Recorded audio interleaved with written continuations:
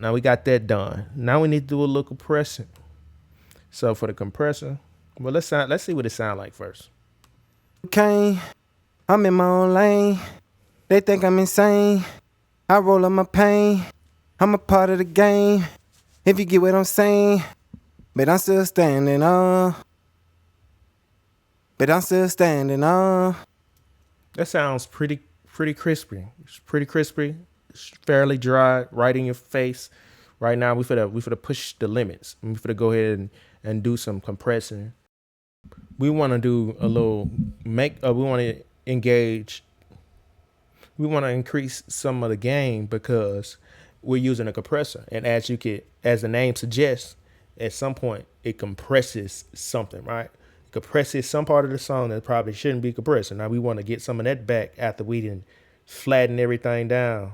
Now we finna stretch it back out a little bit all together, right? So the name implies something to the ratio of, hey, how much of the lows, how much of the peaks, and how much of the valleys are we compressing in the song together to make it even. So what we did was a 3-1 ratio.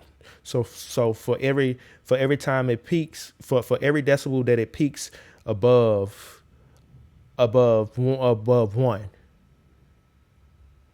Man, you have to do the math. I ain't do all that math. Look, anyway, like I told you, those are industry standards: 3-1, 2-1, 4-1, 6-1. Right, when you're using your compressor. So you just play around with those that range right there and find out what you need, right?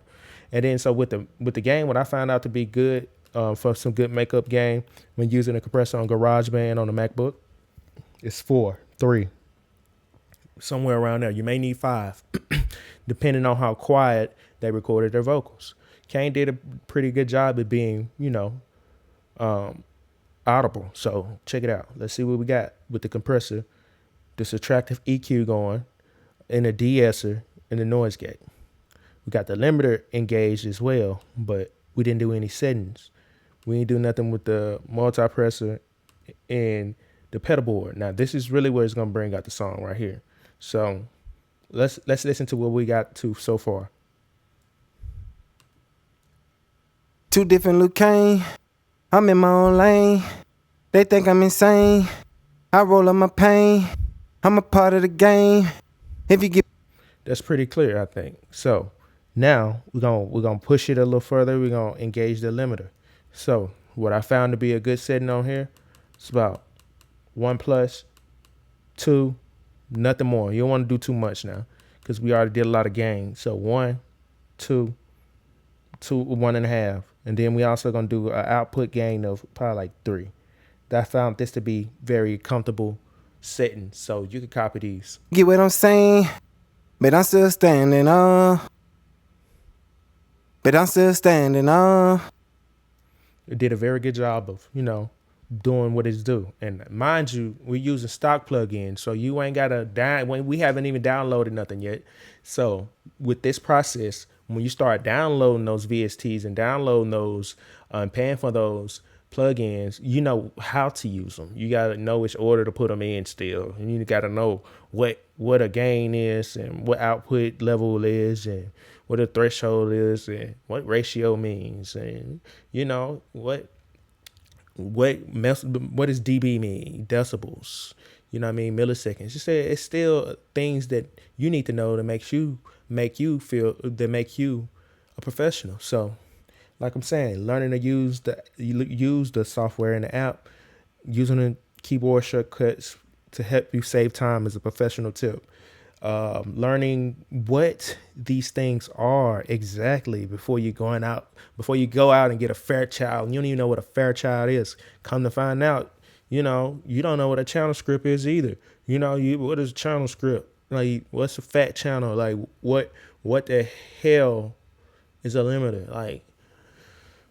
Like, yo, go figure out what it is for real. Like, and the best way I found out was just like stick to GarageBand for a while. Go make one project in GarageBand, make some master. I promise you, by the time you go to the next thing, you have got it down to a science almost. Hey, check it out.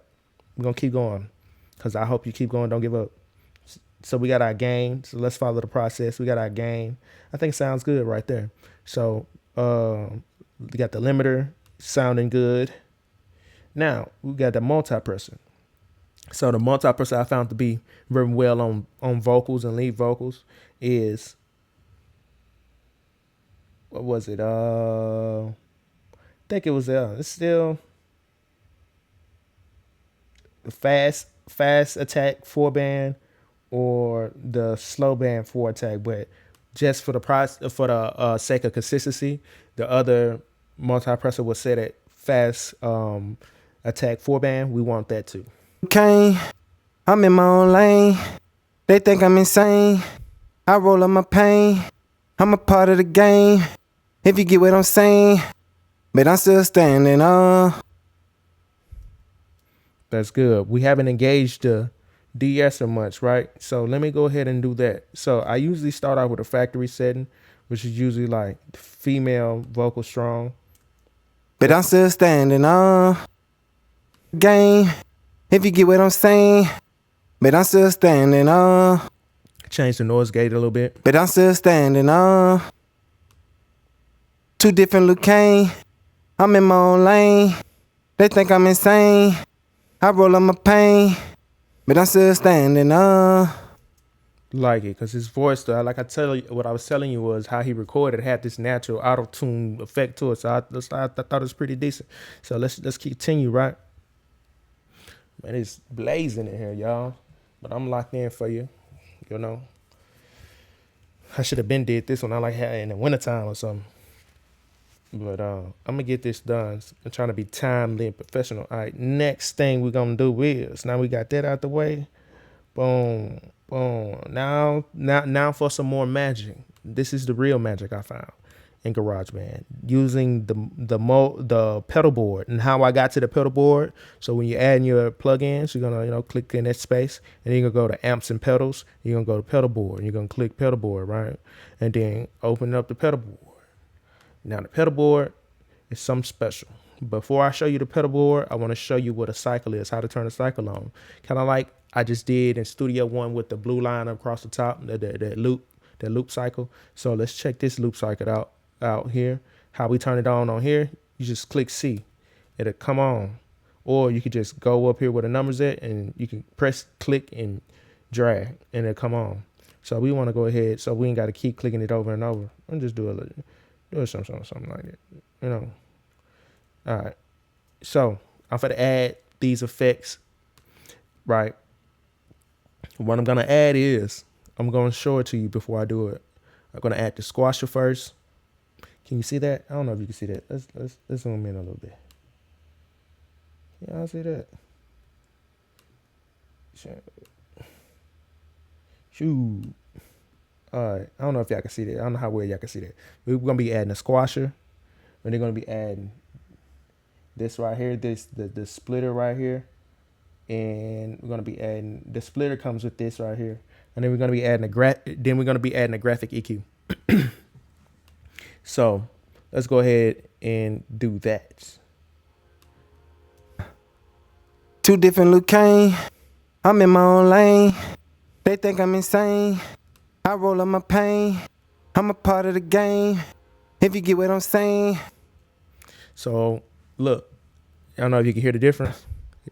2 different Luke Kane.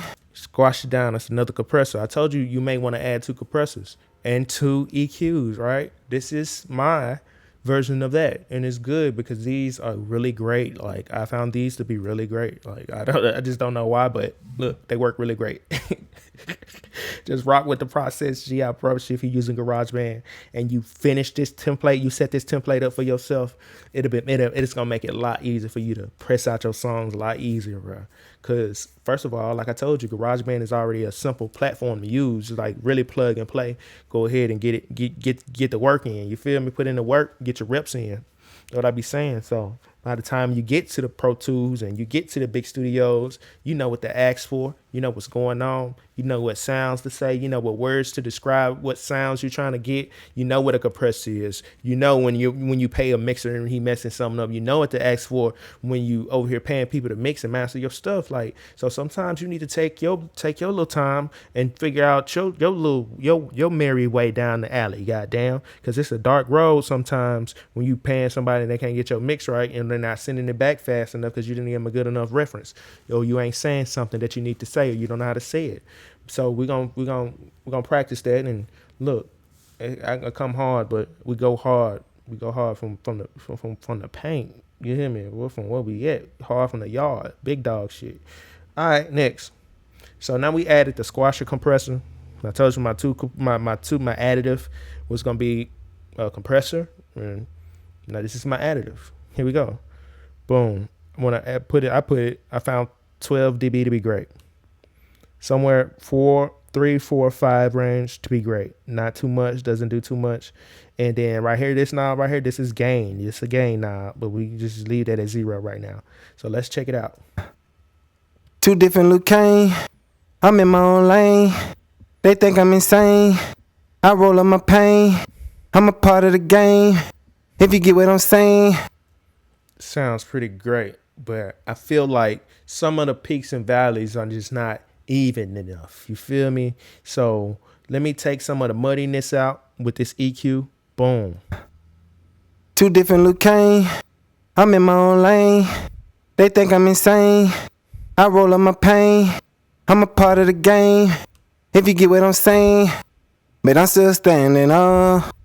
Same thing what I was doing with the other EQ. I was telling you about low end, high end, the treble frequencies. Now we can zoom in with the graphic EQ a little bit, and whatever your second EQ that you use, you could do that too. You know what I mean? That's what those same frequencies apply. So let me see if I could take out somewhere. I think it sounds a little rough around 3,000, 1,000.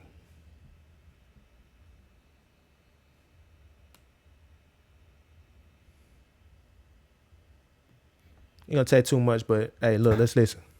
2 different Luke Kane. I'm in my own lane. They think I'm insane. I roll up my pain. I'm a part of the game. I think that's very good, very tame. Now we got some control. All right. So now to really even out those peaks and those valleys, I was telling you, was gonna add that splitter. You wanna know what the splitter do? I wish a bunch of these DAWs had this, but I don't know. When I figure out the equivalent on the other DAWs, I'll be using this. So let's see what it say. It says route signals equally to bus A and B. And so split mode or divides them at a specific frequency. Whatever they do, man, it does it very well. So I'm for the play it and then put it on. 2 different Luke Kane. I'm in my own lane. They think I'm insane. I roll up my pain. I'm a part of the game. If you get what I'm saying. But I'm still standing on.